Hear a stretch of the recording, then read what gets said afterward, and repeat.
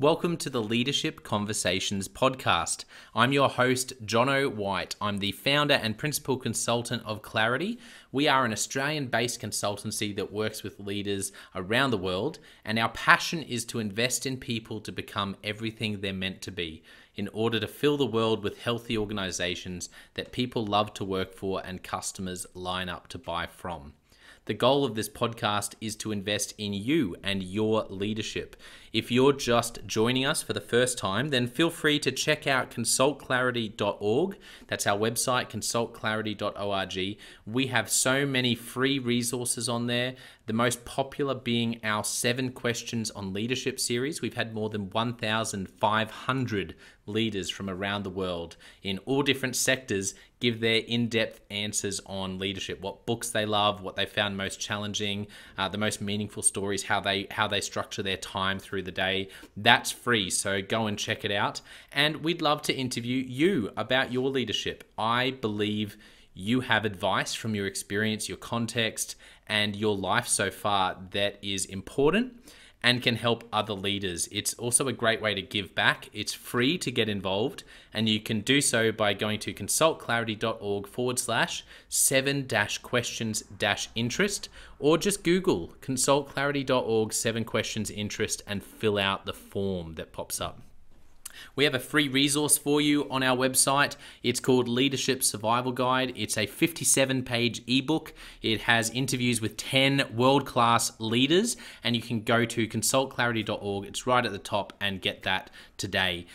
We also have a daily email that we send out to over 15,000 leaders, and that email contains the highlights, our best content from our podcasts, our blog, my book, the books that we're loving that are out there about leadership. It's also the best way to get access to our masterclasses and workshops before anyone else. And there's also exclusive and limited special options just for subscribers. And you can subscribe by going to consultclarity.org/subscribe. Now, my gift to you is to work incredibly hard to provide the best leadership content I can to invest in you and your leadership. So if you're finding our content helpful, if you find this podcast helpful, then your gift to me could be this. If you do find it helpful, then write a review or rate our content and make sure you subscribe or follow. I can't emphasize enough how helpful that is. It really does help us to get the word out there so we can invest in more leaders to become everything they're meant to be.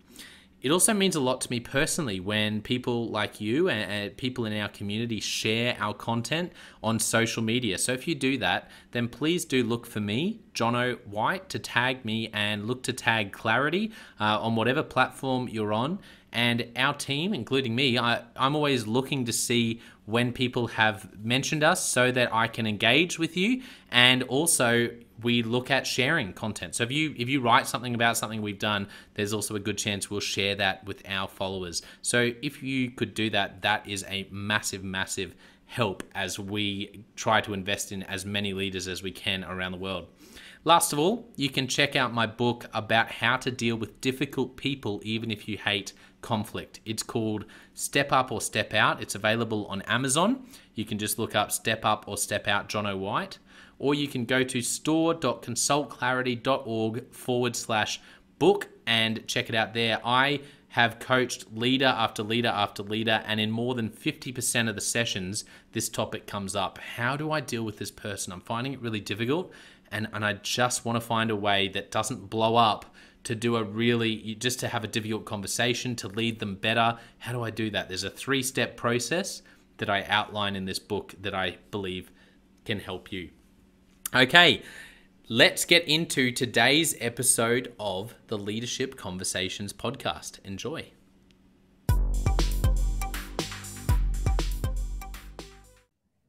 Welcome to another episode of the Leadership Conversations podcast. Today's guest is April Beach. April is a founder, CEO, and adventurer.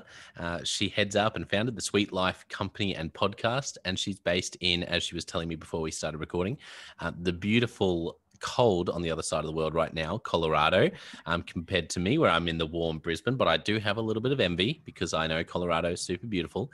So welcome, April. Thank you so much for having me. I'm so glad that you are warm because I'm warm today, but Yes, yes, yeah, you I'll, were I'll be saying that. frozen tomorrow. Yeah, so if only it was possible, maybe down the track we can do some sort of teleportation day exchange where you can, because I have to admit it's pretty hot over here. It's beautiful, but it's also I do particularly Christmas here. Christmas is very hot in Australia, which a lot of people around the world find, they scratch their heads and can't even imagine that. And so particularly at Christmas time, watching all the white Christmas and cold Christmas movies, I get a lot of envy for the sort of place where you're based. I can't even imagine being in a hot place for Christmas, actually. But yes, so that's the best part of Colorado is Christmas time, for Uh, sure. So it's on the bucket list to have a white Christmas, cold Christmas. I wasn't thinking Colorado. We were thinking New York, but maybe we need to throw Colorado in there. That's a good advertisement. it really is. It's a beautiful place to be with not very many people, so it's perfect. Well, I know all of our listeners are passionate weather fans, but probably more about leadership. Let's let's find out a little bit about you. Can you tell everyone a bit about what you do, April? Yeah. Hi, everybody. Thanks so much for tuning in and listening to our conversation today. Juno, thanks so much for having me on your show. I am an entrepreneur coach, which sounds very broad. So let me kind of fine tune that a little bit. I work with thought leaders and experts and niche experts and service providers and coaches and consultants to extract their genius, because oftentimes with entrepreneurs, they have an idea of what they want to do and they may be able to pull out a couple of different pieces of that, but they're inside their own bottle of their brain. And so I work with entrepreneurs to extract their genius, their zone of genius, and help them to build it out and turn their thoughts into reality for their people. And that's what I've done my whole life, which I'm sure we will get into. But the process is I work with entrepreneurs to develop industry leading programs and services so that they can give a transformation to their people. Amazing. And I know there'll be a bunch of entrepreneurs who just, I love always imagining listeners. I don't know if you're the same with your podcast, but I love imagining listeners where they are, what they're doing right now. And there'll be some entrepreneur who's just come out of a difficult week or difficult day and is going, April, I wonder if April could be the person to help me. So we will find out a bit later on how people can get in contact with you, if that's them. But first of all, it'd be great to hear some of your story, starting with, say your earlier years. So when you were growing up, when you were young, looking back, are there any moments then that you think, yeah, that was a moment where that really shaped me becoming the person that I am today? Oh, yes. My entire childhood shaped who I am today. So I had that pivotal moment at the age of 14, which I'll share with you here in just a bit. But going back a little bit further, I was raised in the first wave of true lifestyle entrepreneurs. I was very, very lucky. So my parents, in order to have the lifestyle that we wanted, so my dad was a surfer and a beach volleyball player. And so when he wanted to play more beach volleyball, we opened up a beach volleyball retail store in Santa Barbara, California. When we wanted to surf more, we opened up surf shops in California and Hawaii. When we wanted to travel and surf more, we started a surf team so we could travel and surf more and write everything off, Wow. So I learned from a very, very young age how to always engineer first the lifestyle that we wanted, and then the business and the company was always second. So I was very, very lucky in that experience. And so I had an amazing childhood growing up, traveling everywhere, bouncing around. And I still remember feeling sorry for all the other kids in school because it would just be a great beach day. And here's my mom pulling up outside the elementary school with the top off of the Jeep, pulling my sister and I out of the school because the waves were up. Right. And I was like, my mom was the only one being like, you should not be sitting in a classroom right now. It's probably all the educators who listen to your podcast are probably horrified, but, That's so but good. that's how I grew up. And I learned to work very, very hard to play very, very hard. And actually play always came before work, and it still does. So that was the beginning of my introduction into the world. That's all I knew was to have this time, freedom, and to see my parents literally create and turn their thoughts into reality to be able to get what they wanted. And it was literally glorious. I was so grateful, and I knew how good I had it even in a young age. But what happened was my mom decided she wanted a different life, and through a series of literally overnight events, I went from having this most perfect family in the whole entire world to having nothing. And I ended up moving out on my own at the age of 13. And I remember sitting there in my little studio apartment in this little town in Central California, San Luis Obispo, where I grew up. And I was sitting there, this little studio apartment right next to a gas station. And I didn't know how to cook anything. And I'd go to the gas station to get my microwave noodles, and I'd microwave my noodles for dinner. And I remember coming back, and it was Christmas Eve. And I had this little plastic, we were talking about Christmas. This is kind of funny. I had this little plastic Christmas tree, and I was sitting on this window ledge looking out, it's California. It's not too cold. And this bench seat, just looking out with these two huge windows that opened up. It was the only window I had in my whole little studio apartment, and looking up and realizing that my whole entire life had been taken away from me. And although I had learned a million wonderful lessons, I didn't know yet at the age of 14 that those were lessons that I would build my whole entire life and career on. But I remember thinking at that time that I would never, ever let anybody else take my life and my lifestyle away from me. That was the first thing that I was just super determined. Wow. And then the second thing was that I knew I would never fit in with what would be the stereotypical 9 to 5. I knew I would never do that. I never wanted to do that. I knew I wanted to recreate the life that I had for myself. And so I set out at age 14 to start doing that. And so, yes. And so there's obviously some gaps between here and there, but my childhood was everything. And my experience that I bring to the table today still includes lessons that I learned from building businesses with my parents at age 7. That is an incredible story. And I can't even begin to imagine what it must have been like at 13 to move out of home, have this lifestyle that you described be taken away from you and family as well. And I can't even fathom that. How did you get through the next few years? Yeah. So I partied a lot, keeping it real here on your show. Yeah.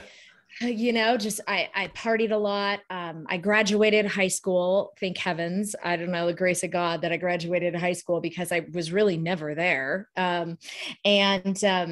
It was really interesting. I continued some of the work I was doing before. So this was the late 80s, early 90s, when we were starting to work on early website development. Mm-hmm. And so I was playing around in that a little bit still, and just kind of diving in and getting my hands in whatever I could of creating this and creating that. And, I had my stint of working in restaurants, of course, to make money, and graduated high school and left for Costa Rica with my backpack and a surfboard at the age of 18. As soon as I actually ended up graduating high school early and doing advanced credits to get out of there early, because I didn't really fit in that high school scene. Most people are going to prom and having curfews, and I had an apartment and had to go grocery shopping. I couldn't wait to get out of there as quickly as possible. And took off to Costa Rica for a while and started meeting people and realizing that I could help them. And it was a very strange feeling. These small businesses down there, from, little laundromats to, little businesses down there, just kind of giving my 2 cents. And I started realizing that I did have valuable business experience. It was very non-traditional, obviously not an MBA. And by the time I was 20, I got my first big girl business consulting job. I had no idea what I was doing, Wow. no clue. And I was hired. I was back in the United States, and I was living in Florida at the time. And I was hired by a national chiropractic organization. I must have been asking the right questions. I went in there to apply for a job as a front desk person, and their CEO happened to be in there. And I was asking questions, which probably anybody else who was there thought I was just crazy, because they probably had nothing to do with their business model whatsoever. And this CEO heard it, and they're like, wow, these are really interesting questions. They ended up hiring me to develop one of the first integrated business model systems. So where we brought together chiropractors and massage therapists and acupuncturists.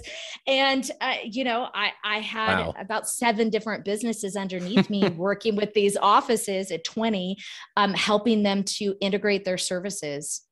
And that's, that's how it started officially.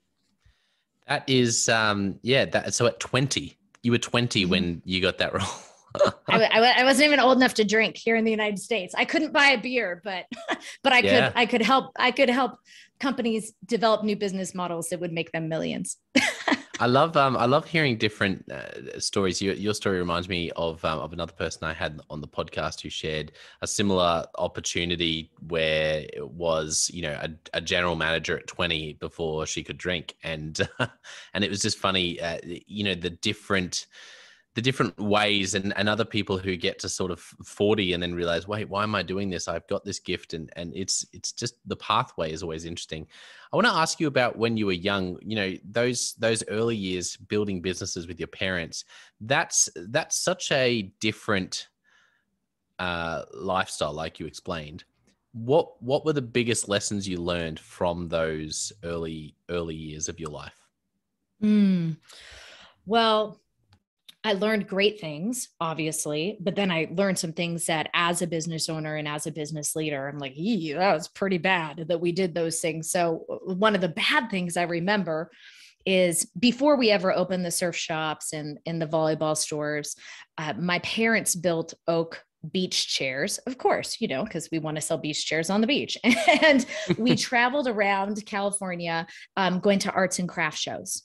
And so we would take our crafts, we would take our oak furniture, and we would drive all the way up and down California on the weekends, and we would sell our furniture at these arts and craft shows. And so I was immersed in this culture of these most creative entrepreneurs ever, from glass blowers to, who knows what, and ring makers. And it was really, really cool. But I remember one time we were driving from Central California up to Lake Tahoe, which is a really far drive for any of your listeners who are familiar with how long geographically California is as a state. It was about a 6-7 hour drive one way.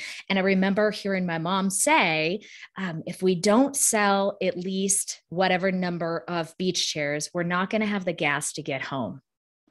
And I remember thinking to myself, wow, okay, we're going for it. Right. Like, here we go, but there was also, so as a leader, as a business owner, I'm saying that was crazy, to take your kids to do this. And to really bring it down to having nothing. I mean, there were times we had like no money in the bank at all, and we would trade things with other craftsmen around there, and that would be our lunch. And, but then the other side of me, the part that actually really sticks with me, is there was no doubt in my parents' mind that they were going to sell what we needed to do.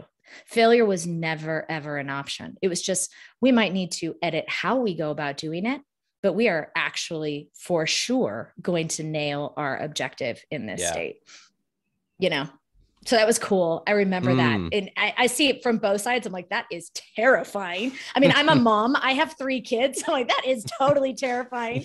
But then I'm like, awesome. That was rad, Yes. So I see that from both ways. So I learned a lot of lessons. I also learned that the customers really are king. And when you have, so with surf shops, what's really interesting, especially in California, and maybe I'm sure it's probably that way down there for tourist areas down in Australia as well, is it's seasonal. And so when they're there, when they're in the store, providing the most amazing experience to them is the most important thing. And they're going to come back and they're going to remember that this is where they bought this thing, or this is where they rented their surfboards. And my job was to work at the rental counter, fitting tourists into wetsuits and fitting them with surfboards and bodyboards. Oh, wow. Which was not a very glorious job, because it's really hard to fit people into wetsuits when they've never put a wetsuit on before. But I remember it and just trying to keep them so happy. And I remember how important it was to have those families, that sometimes these families would come to the beach and they were like us. When we were going to arts and craft shows, it's, this was like they put all their eggs in this basket. This is their one vacation. And it was my job to make sure it was the best time of their entire life. And I remember realizing how important that was as a business owner, that providing the experience to our clients and to our customers was just as important as ringing the cash register, if not more. Yeah, that's a great lesson. You really did learn some amazing entrepreneurship lessons. I love the first story you told as well about that no plan B, literally no plan B. It's like we don't get home unless we, I don't know about you, but I've certainly found being an entrepreneur, sometimes people describe to me, or people ask me or say, how do you do it? Or it's so amazing that you run your own business. And I think in my head, no, well, it's not. There's sort of, and sometimes they sort of ask, well, how do you almost a question about planning or having backups. And I'm interested in your thoughts on this, going from growing up with that to now, working with and coaching entrepreneurs. But there's always part of me that's like, there was never another option. I just feel like what I do is an extension of me almost. I don't know if that's just me or if lots of entrepreneurs have that same sense. What about you? Yeah, great question. There is no plan B because there doesn't need to be one. It's always plan A with about 1 million pivots is usually what it comes down to.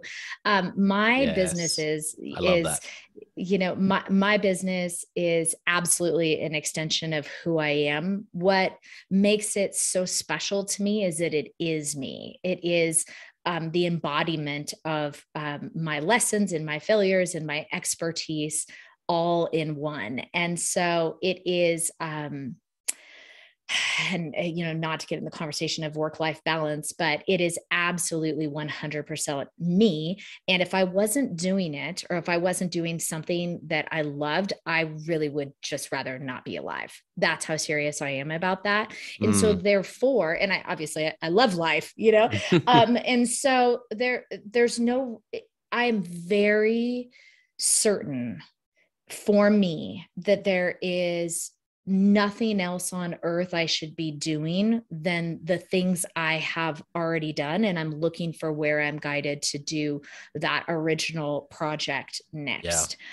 I have zero desire to fit into anybody else's blueprint. I engineer my own business blueprint, and it is an extension of who I am, for sure, without a doubt.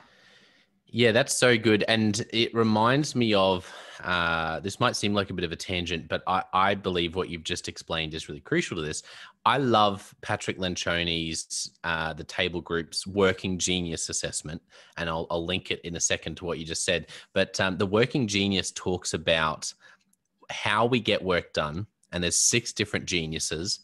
And I'm going to give a really bad sort of, people who are interested, there's whole podcasts about it that the Table Group do. It's fantastic. But the one thing I want to pinpoint that is that they talk about being in your working genius, in your working competency, and in your working frustration. And I've shared this on the podcast before. The analogy, which I love, is your working genius is like a coffee cup. It's like a keep cup that you fill up with beautiful boiling hot, like a great coffee, and you put the lid on. And not only is it hot, but it stays hot. And when we're in our working genius, it's like not only are we in the zone, but when we're doing that type of work, we're staying in the zone. The second working competency is like you take the lid off. So it's like it starts hot, but it becomes a slog. If you spend too much time there, eventually it cools down and becomes gross. And the third is this idea of working frustration. When I'm in that zone, when I'm doing work in that zone or the type of work, then it's like someone poked a hole, drilled a hole in the bottom of my keep cup. And you can pour as much coffee as you want in there, but it is just pouring out the bottom. And the reason I mention this is they talk about an aha moment they had creating the assessment, going, what if burnout, what if work-life balance that we're always talking about, what if it's less about the quantity of work and more about the quality of work? What if it's less about how much people are doing? We're saying pour less in the cup, be careful. But what if it's actually about working out whether what we're doing is keeping the lid on hot, or if it's at the other end of the scale and drilling a hole in the bottom? And if I'm spending 20 hours a week doing stuff that's got a hole in the bottom just pouring out, I'm going to be depleted, and I'm going to likely burn out. But if I can be in the zone where it's lid on hot, that's how people can do what others look at and go, wow, that must be, how do you balance your life? And people go, well, I don't, it's integrated. I just love what I'm doing. It's because it's the lid on working genius. And so I just mentioned that because what you explained just there sounded to me like someone who's doing what you do day in, day out is lid on, hot coffee stays hot sort of work for you. Is that right? That's absolutely right. And this is so cool. I'm going to check this out. I have never heard of this before, so I'm certainly going to check that out. So thank you so much for that research. It's only new. It's about 18 months old as of right now, super cool. Which is very cool as well. And the story behind it. Sorry, I get super excited about working genius. Tell me. Yeah. The coolest thing about the story behind it, and I love the Table Group and Patrick Lencioni for this reason. They're very unpretentious. And the way they discovered the working genius is he was hating his work, and he works with leaders, right? He's like ultimate should have everything together. And yet for 20 years, he finally turns to his co-founder and he's like, why is it? Because he went and started something new again. And she turned to him and said, what are you doing? Why do you do this? And so they had this big frustration, and he was like, I have to do this. I love this, but there's other parts of my job that, if I'm honest, I still really hate. And they went to a whiteboard as their core sort of team, and they work with leaders day in, day out doing sort of creating, different ideas and assessments.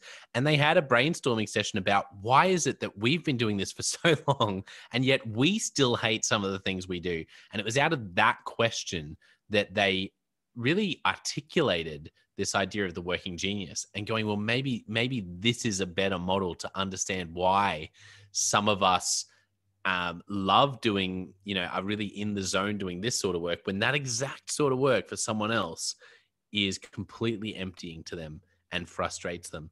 And then, so that's one of the things I love about it. It's very organic, and they tell that story. Pat tells that story about it. And it's, for that reason, I think it's hundreds of thousands of people around the world now who've done it, but it's only very new. It's only 18 months old, and it's, definitely worth checking out. There's actually a podcast called the Working Genius Podcast that they do just on the Working Genius. That's a good place to start as well. Yeah, it's very cool. I will totally check that out. Yeah, to have my notes right sitting here next to me. It sounds really right on for sure. And I love what you're saying about that as well. I mean, do you feel like you're this way too in the creations that you're doing? Yeah, I do. And that's why I love it so much and it sounds lame, but with what I do now with clarity, I feel like I say to people, if people ask me, describe how much you enjoy what you currently do, I would say it's so cliched, but honestly, if you find work that you love, then you never work a day in your life. I definitely feel like that. Like it's not that it's like, there are times that are hard, and there are always elements of what you do that you'd rather not do. Like, it's not like you don't want to be utopian about it, but I definitely have found that I don't have to focus on work-life balance like I did in previous roles, where I just found that a lot of the work I was doing, in hindsight, I think was that hole in the bottom of the coffee cup. And I look back and I go, I think one of the reasons I found what I was doing then so overwhelming and frustrating was not the quantity, but it was the type of work I was doing. Whereas now I definitely feel like a majority of the work I'm doing, like this podcast as an example, is, for me, it's lid on, coffee hot, fills me up. Yeah. Oh, yeah. That's so good. That's so great. Perfect. I love hearing that. And that's exactly how I feel as well. You work with lots of entrepreneurs. There'd be people out there feeling their shoulders are a bit sunk. They know they're an entrepreneur. There's something in them. They're listening to this and they're going, yes, I'm with you. But what to do? Maybe they haven't found that yet, or how to make it successful. What advice would you give to entrepreneurs out there who want to find their hot coffee cup lid on work? Yeah. That's a really tough question because they're probably not going to find it on the first time. And I'm just being really honest. So usually people who are Mm, true entrepreneurs, we will create something. Remember, it's always plan A with a bunch of pivots, right? We'll create something and we'll try something. And then in the process, we learn something more about ourselves, whether it's the process of working with a few clients or developing a few different products, and we realize what we like and what we don't like. Exactly, what you were just referring to a little bit. So the first thing is to understand that this is a windy road in the journey, that there isn't anybody that I honestly know that started out immediately saying, this is what I'm going to do. And they never changed or they never grew. And so I think the first thing is understanding, what is the very first thing I can do to make an impact and make a name for myself in this space? What assets do I currently have? What experience do I currently have? What stories do I currently have? What am I passionate about? And you are totally right on. I seriously, yeah, we have long days for sure in work, but I don't feel like I work a day in my life. It's a Sunday afternoon here in Colorado, and I couldn't be happier than being chatting with you on this podcast, right? This isn't work. This is hanging yes. out with cool people, right?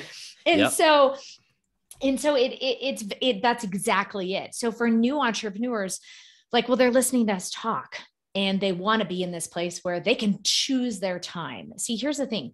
What we want as an entrepreneur, I would say the entrepreneurs that work with me, isn't all the money in the world.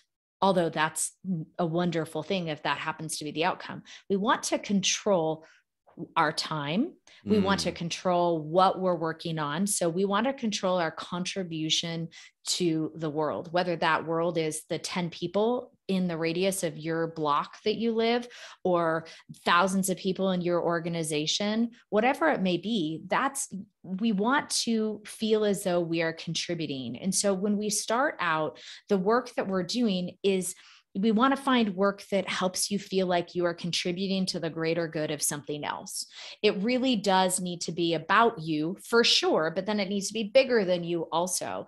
And those are the first decisions for entrepreneurs of looking around saying, what are my assets? Which is, what are my skills do I have? What can I bring maybe from a corporate job that I have done there that I could turn into a consulting practice? Or what product can I engineer because of my experience being whatever, this type of athlete or this type of craft person, whatever that happens to be. And why do I get super excited about that? And just finding what in the business world, we call it a minimum viable product, which I really think that actually that definition sucks because that makes it seem like it's this little teeny thing that you're doing. It's not at all. yeah. It's a huge thing. It's finding the first thing that you can do to create positive change and transformation for others. And it's not all the things, it's the first thing. So when I talk to new entrepreneurs, and most people, honestly, by the time they get to me to work with us, they have an idea of what they want to do. They just can't Yes. extract it from their brain. But for those early people that are still in the process of trying to escape the box that the world has built around them, and they want that time freedom, they want that location freedom, they want to spend time with people that they value and that they Mm, can bring value to. The very first thing is just looking at your assets and looking at what method or process or framework can you develop for somebody else around that to become your quote unquote minimum viable product. And again, it's so much more than that. That's the word we use in the business world, is that minimum viable product. But what I think it is what is the first piece of intellectual property that we can engineer, that you can think about and pull out of your brain, whether it's your process that you've brought from something else and you're putting your secret sauce on it, or it's your content for writers and speakers, and we're packaging that up. But really the question is that it's not trying to do all the things at once. Yes. It's just trying to make that first impact, that first transformation. And so don't call it minimum viable, call it your first delivery, the first transformation that you can deliver to somebody. That's like just what I would like people to think about it. How can you deliver your first transformation? That's way a way better name than minimum viable product. I love what Russell Brunson. I don't know if you've come across Russell Brunson and ClickFunnels, but I really love his work for entrepreneurs and marketers. And he talks about when you start out, looking back at yourself, and one of the easiest ways to come up with your first, transformation to help others is actually to look at yourself in the past. And there's usually something you've done or learned that, and if you're that real entrepreneur, you can look back and say, okay, what was it that I learned to help me get from, Jono then 10 years ago to Jono now. And as an example for me, my big aha moment was learning about, okay, whoa, as a leader, you need to build a team.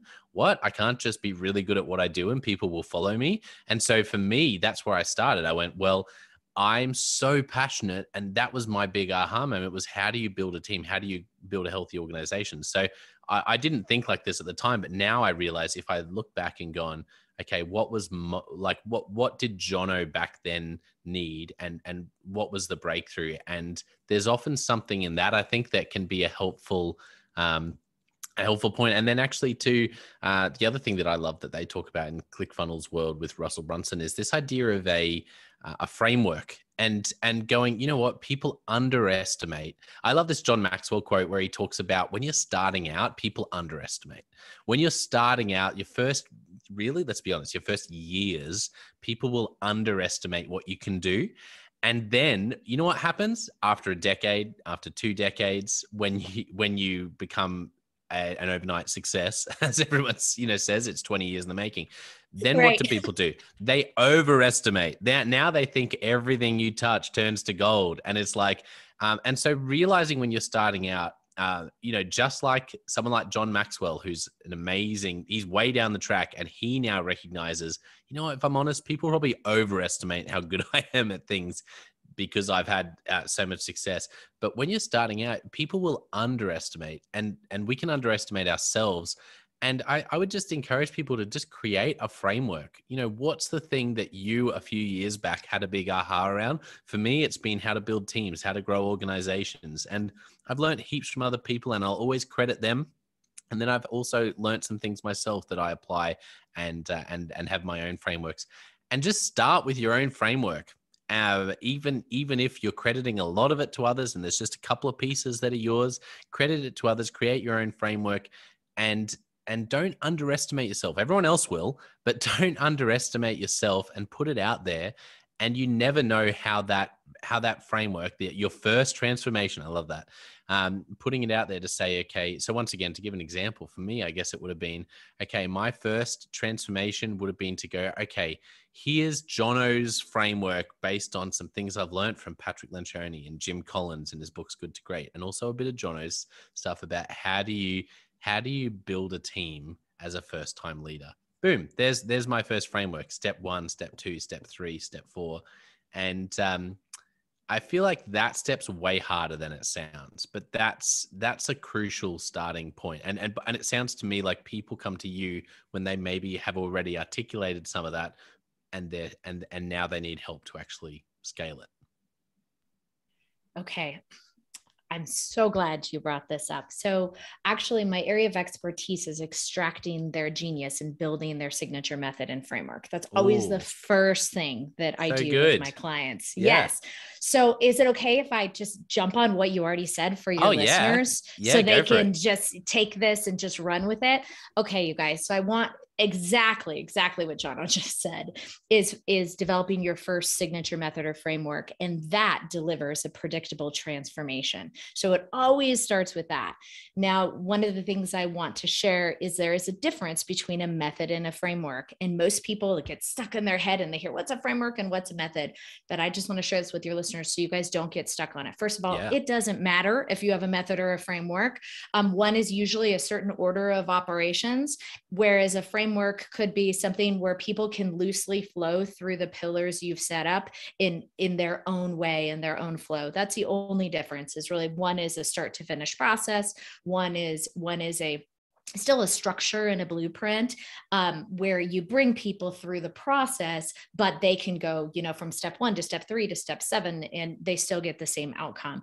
So if I can just encourage your listeners to do anything, we can't build any business until we have your signature method and framework. And it's really cool. And I love teaching this. So if you think of your signature method or framework like the sun in the middle of your solar system, and that is the very first thing that you engineer and that you determine and you extract from your beautiful experience in your brain. Even if, like Chana was saying, even if parts of that framework are pulled from something else, it doesn't have to be all from scratch.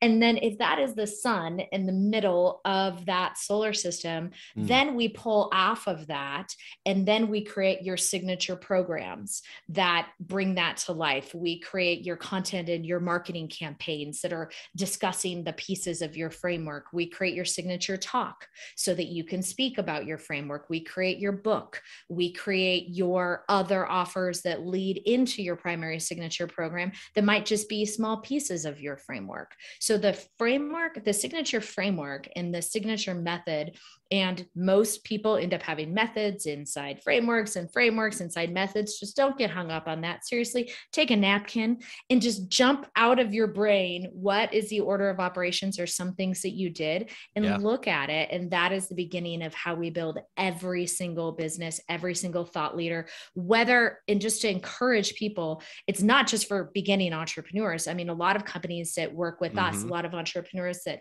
work with us have been in business for well over a decade, and they're developing their next level framework. And so that's totally fine. We're always developing new frameworks to help deliver a transformation to people. So this is a process that you'll go through again and again and again. And the faster you get good at it, the faster you'll get results in your business. So I love that you went there, because that is everything that I talk about. That's amazing, April. Thank you so much for sharing that. And you just made a great point as well, which is, this isn't just for those listening who go, I'm an entrepreneur, or I'm ready to try something on a side hustle, or I'm ready to create as an entrepreneur. It's 100% for businesses, small and large. And you mentioned marketing, and I think this idea is so great. Let me give you an example. I'll give listeners an example of the sort of organization that would not normally think like this. And we do have a lot of educational leaders who'll be listening in. And schools is a great example where you differentiate yourself so much as a school by unpacking this. So if you're a head of school, think about how your school does education and the point of difference. And if you can extract the way that's unique about your school. So as an example, I know there are schools which for them, they're always getting compared on academic results. And yes, that is a factor, but you ask anyone, you do the market research, and everyone who goes there raves about the community and the belonging of the kids. So as an example, there's a simple way for a school to say, okay, well, what is our method? What's our framework for helping students belong? You turn that into a framework, a method, a PDF, like everything April just said. Suddenly, Forget marketing yourself by trying to work out what you're going to put on that billboard. Suddenly you have something which anyone in your catchment or beyond, if you're an online school, anyone can actually download and learn. And a parent who's currently weighing up academic versus academic, but is unsettled, comes across your video, your talk, your PDF on this framework about children belonging. They watch it, they read it, and they go, that's the school for my child. And that's the power of extracting a framework, is that we talk about differentiation and a lot of things don't. I'm sorry, but they just don't work. But what you're talking about, April, is I think it's probably the key to differentiate yourself in 2022 is to take, because it's one thing to have that unique thing, but how do you translate it? And that's what you just unpacked. Oh, you are so right on. And I'm glad that you reminded me that a lot of educators listen to this. So on that note, we work with clients in 3 different levels, but the third level we work with clients is called Amplify. And that's where we work with entrepreneurs that have these frameworks already. They have the content in place, and we actually help them license their content to organizations. And the number one licensee for my clients are educational organizations.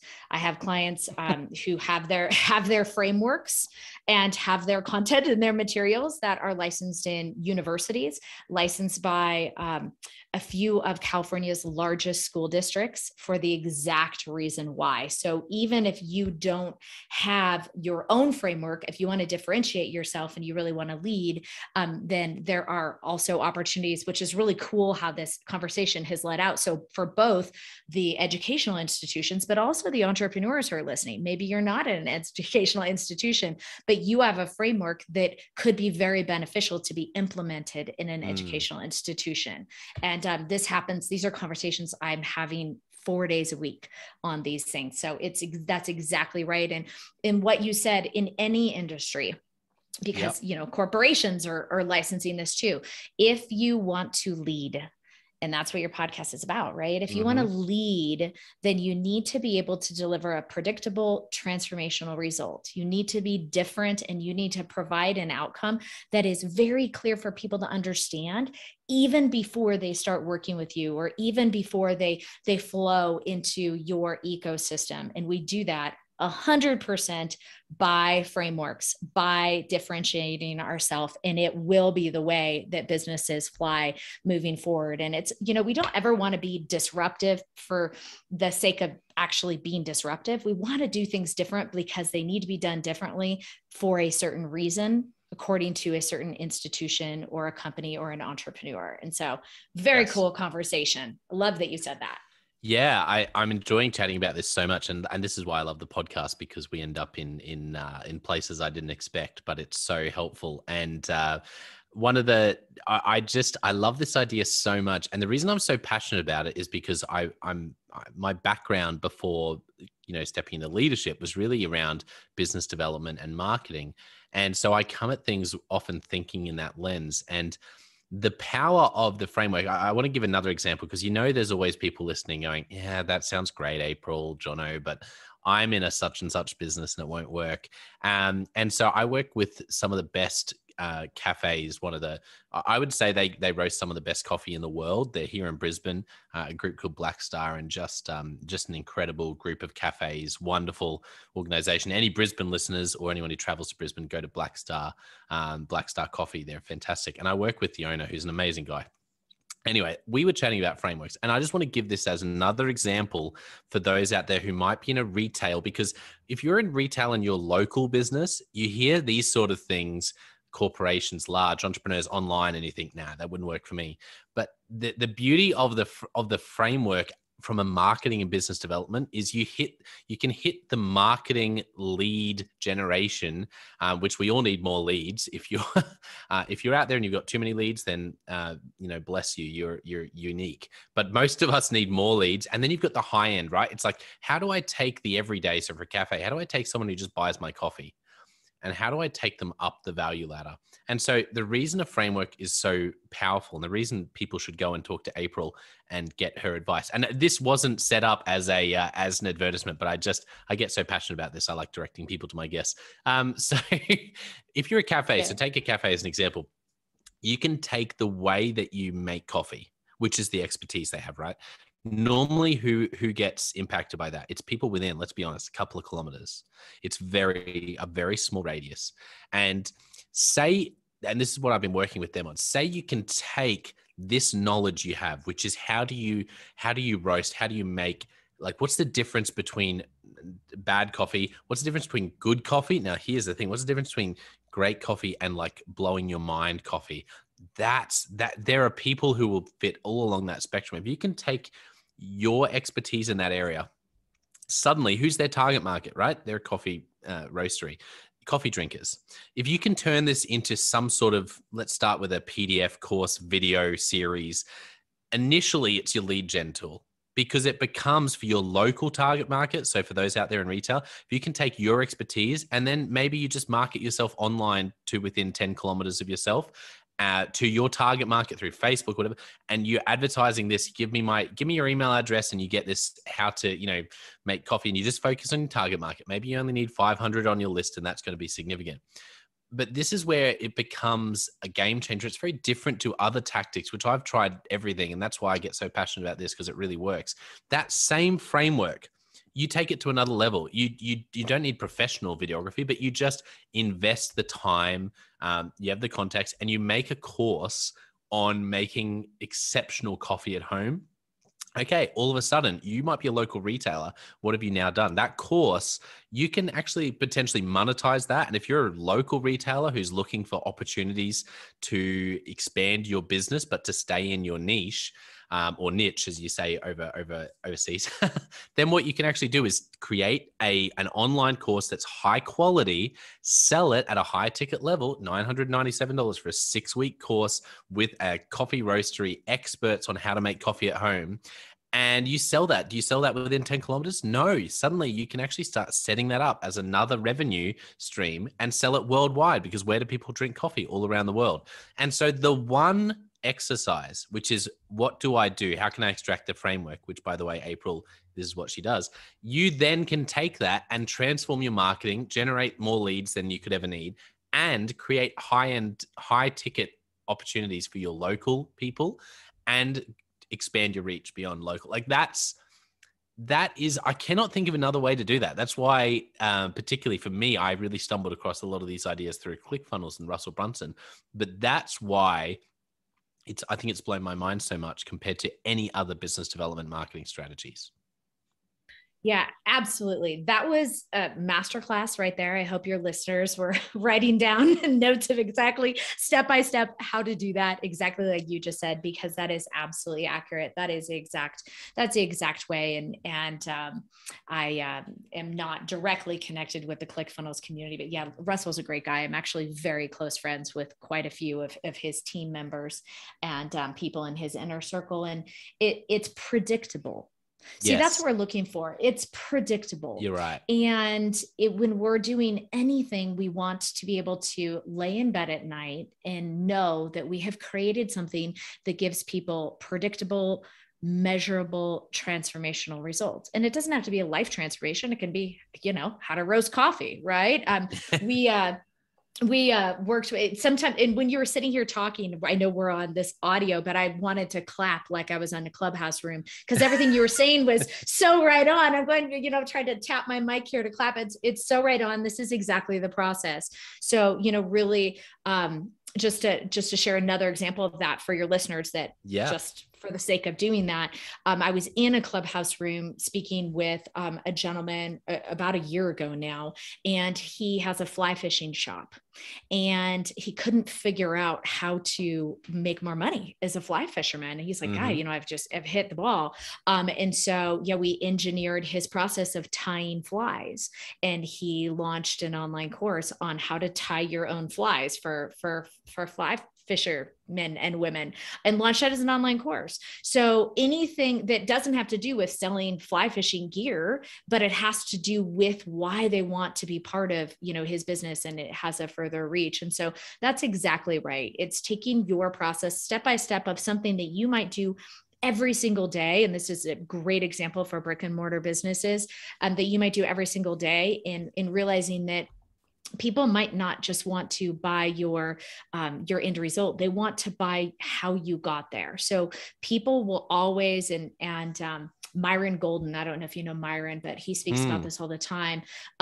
People will always pay you more money to teach them how you think. Then that's what they want. They're buying what you're doing, but what they're really buying is they want to know how your brain worked, how you thought about that, how you did that. And when we engineer businesses through this process, then first of all, as a leader, as an entrepreneur, we couldn't be happier because we're thinking in our head all the time. And it just brings us such joy to be like, yes, you actually want to know how I think? Sure. Let's unpack my brain. It makes us happy because creating transformations is what we do for businesses and customers, but it makes them happy as well because they're leveling up their entrepreneur or their coffee roasting IQ or whatever it may be. And they're walking away with understanding how you think as well. So, it all starts with the order of operations is first that signature method or process.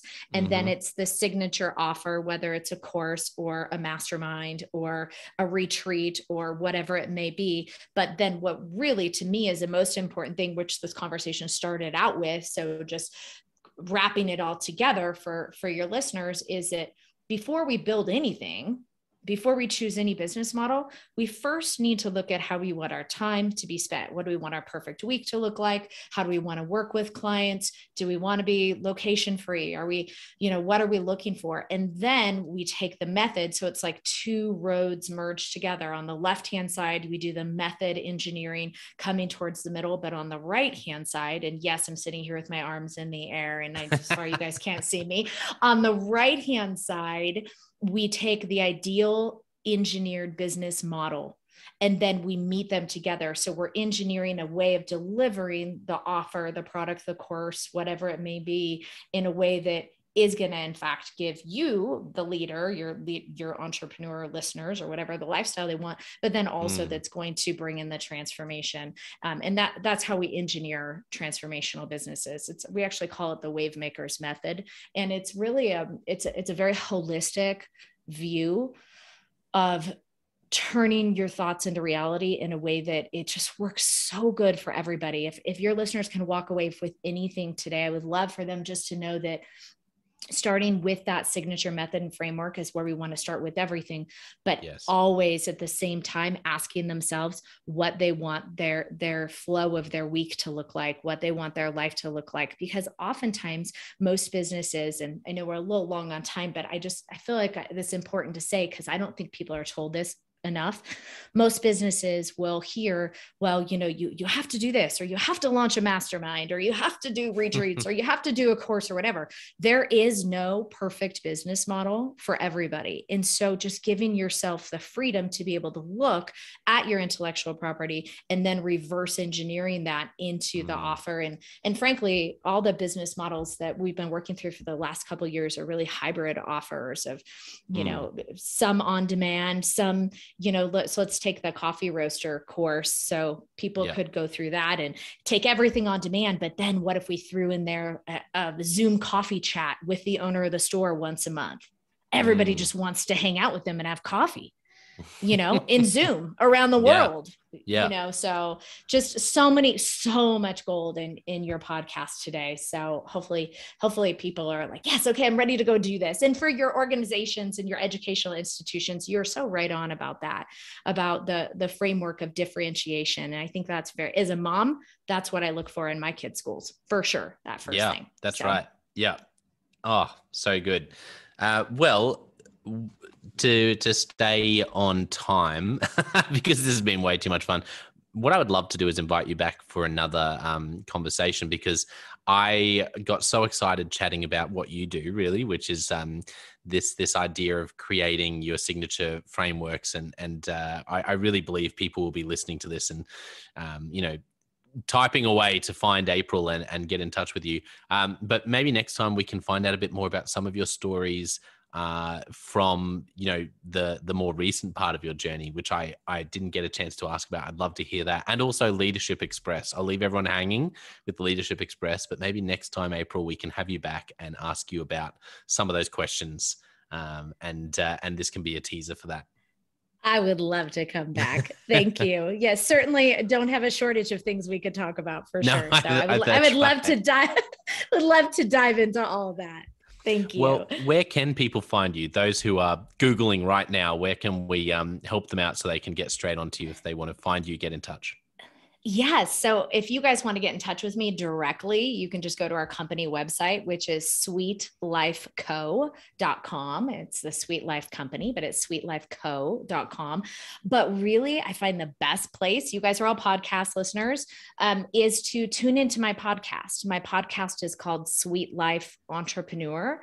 And we've been producing the show for about 5 years. And they are just business trainings that you guys can take to the bank. And that would be a great place for people to start. They could actually go into my podcast as well and Google some of the how-tos of some of the things we talked about. But we want you guys coming back here with Jono, and he and I are going to continue this conversation here as well. So thank you for asking that. Appreciate it. That's right. Everyone jump on April's website, jump over to her podcast and check that out. That'd be great. And no, I love that, April, because I always say there are people, there'll be people listening who, that's what I love about podcasts. I believe there'll be people listening that have just come out of a week or a month or a year of going, oh my goodness, I just cannot find the next step. And today will have been the episode where they go, this is it. This is what I need to do. So if they want to jump over to your podcast and start listening to that too, I think everyone wins because you have amazing content.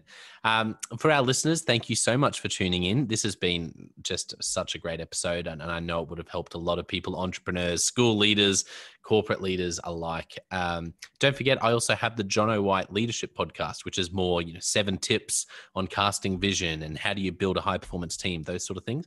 And the Leadership Question of the Day podcast, where I ask you a different question every day to put a stone in your shoe and challenge you as a leader. But I want to finish today by saying a massive thank you to April for, first of all, being so much fun to hang out with and to listen to for our listeners, but also for being incredibly wise. And I believe talking about the number one most important thing in marketing, not just entrepreneurship, but in marketing and business development for leaders and entrepreneurs alike. I think you hit the nail on the head, and I think you're doing incredibly important and significant work. And today was just so good. So thank you so much for being so generous with your time, April. It's absolutely my pleasure. It was so much fun. Thank you for having me. Well, I hope you enjoyed that episode of the Leadership Conversations podcast as much as I did. If you're joining us for the first time, don't forget to check out consultclarity.org. That's our website, consultclarity.org. We have so many free resources on there, including our 7 Questions on Leadership series.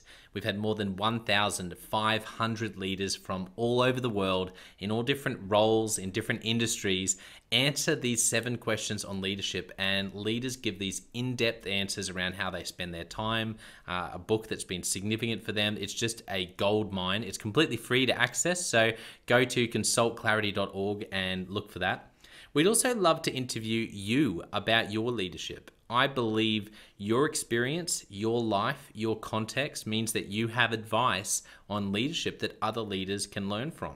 Yes, you, if you're going, not me, well, no, I really believe you would have something to add. So if you're looking for a way to give back, it's completely free to get involved. And we would love to interview you through the 7 Questions on Leadership. You just go to consultclarity.org/7-questions-interest, or Google consultclarity.org 7 questions interest and fill out the form and get involved. We have a free resource on our website called the Leadership Survival Guide. It's a 57-page ebook, 10 world-class leaders giving their thoughts on leadership, and that's completely free. It's available on our homepage, consultclarity.org, right at the top, so make sure you go and get that and download it today. And we have a free daily email that you can subscribe to. We send this out to over 15,000 leaders from around the world. And it contains the highlights of content from our podcasts, our blogs, our books we're reading. It's got the best content, and it gives you exclusive, limited, early access to our masterclasses, workshops, new products, special offers. It's all for our subscribers. You can go to consultclarity.org subscribe and join 15,000 other leaders. And my gift to you is to work really hard, particularly through the Leadership Conversations podcast. I have been blown away by the quality of the leaders, and I'm learning as much as anyone in doing these interviews. So I'm having a great time. And my gift to you is to keep lining up the best leaders I can to invest in your leadership. Your gift to me, if you're finding this helpful, there is something that you could do that would help us out massively. And that is to write a review and to leave a rating for our podcast or wherever you're watching or listening to this. I can't tell you how much that helps us out. Also, subscribe or follow. It really does make a difference in helping us to help more leaders become everything they're meant to be. Another thing that means a lot to me personally is when I see our community share our content. So if you do share this or any other piece of content on social media, then thank you, and please do that. And look for me, John O. White, or Clarity, and tag us in your post. Our team is always looking for posts to engage with from our community, and there's also a chance that we'll share your content to go beyond and share it with our followers. Last of all, you can check out my book. It's called Step Up or Step Out: How to Deal with Difficult People Even If You Hate Conflict.